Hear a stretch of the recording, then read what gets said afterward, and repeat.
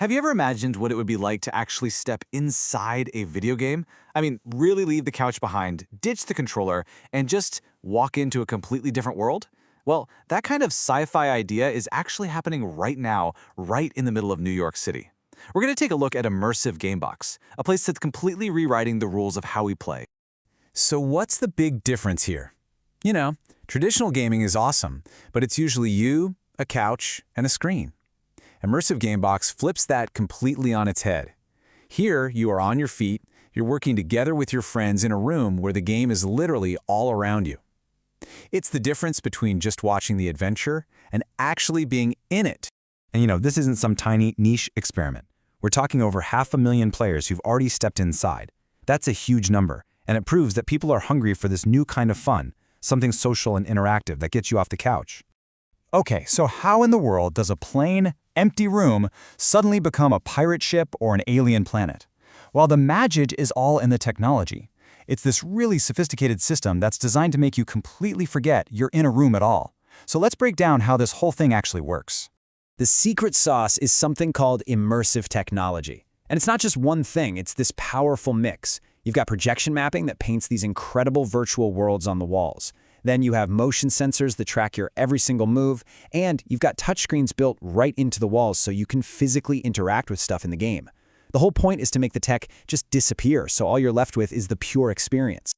Now this is the real game changer. There are no controllers, no complicated buttons, no joysticks. You are the controller. Your whole body is. If you need to dodge something, you physically jump out of the way. If you have to solve a puzzle, you and your team are literally moving around the room to figure it out. It just feels so natural and active.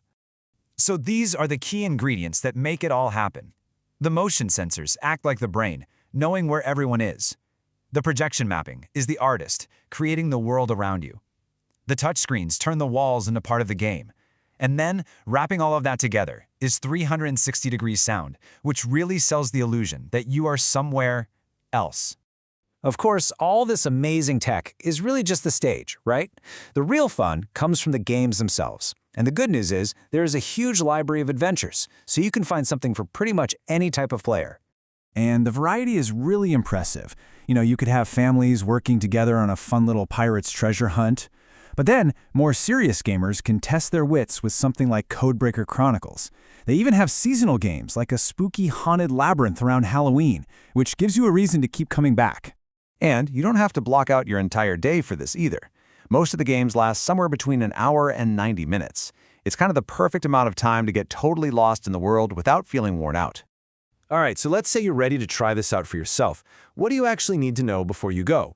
Let's walk through the simple logistics of planning your own trip to the Gamebox. I love this comparison because it really says it all. One minute, you're walking down a busy New York City street, totally normal. The next, you step through a door and you're inside this futuristic-looking game pod. It's a real portal from one world to another.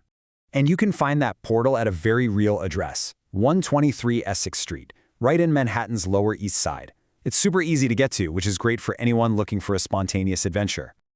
Getting ready for your mission is super easy. First, and this is important, wear comfortable clothes and shoes. You're going to be moving around, so you want to be able to jump and dodge freely.